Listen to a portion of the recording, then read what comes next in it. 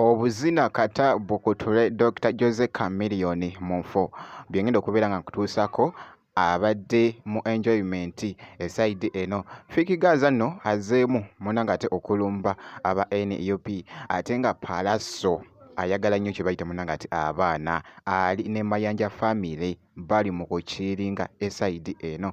Bampita Jaminati nsinzira ku Jaminati Yugi wabula mu byonna nno kansuke nkutandise ne Dr. Jose Chameleone.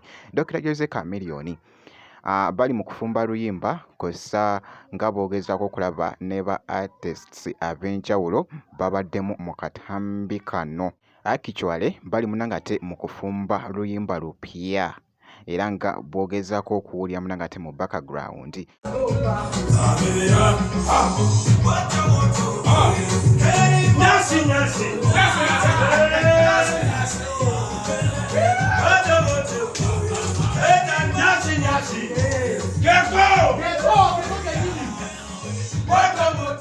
Naye Chameleone abadde akutte ekicupa kibaddemu ki ngezezzaako okwekenneenya gw'olaba ki?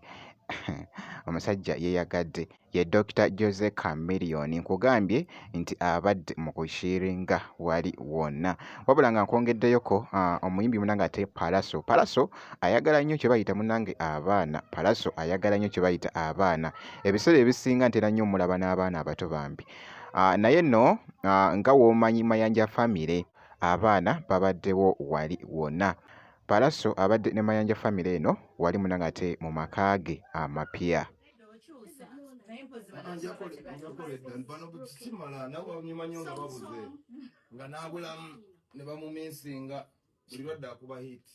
Wow, Mr. Handsome.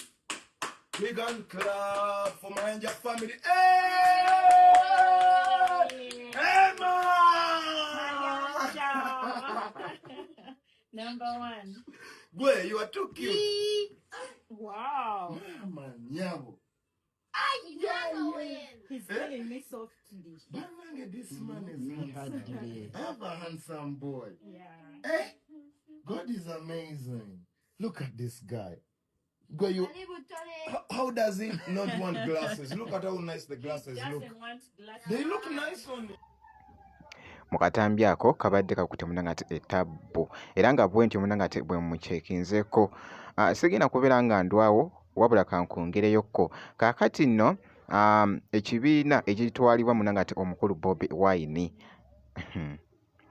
wabula bannange Fikigaza azeemu wano okulumba munanga ate aba NUP eside eno. Nga bwe kiri wano nti nno tukutegeeza munanga ate ebigenda mu maaso ku baselebu bo. So bwe nguyidde katambi ka Fikigaza mbadde awo ne nkalaba nga kali mu kutambula naye muganda wange kansuke nkakuweekoko.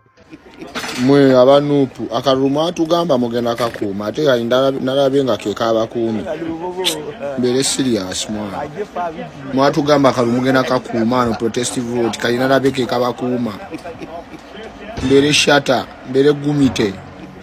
Mwe abanupu akalulu atugamba mugenda kakuuma ate kali nalabye nga ke kaabakuumi mbere serious mwana mwatugamba akalulu mugenda kakuuma ano protest vote kali nalabye ke kabakuuma mbere shata mbere gumite.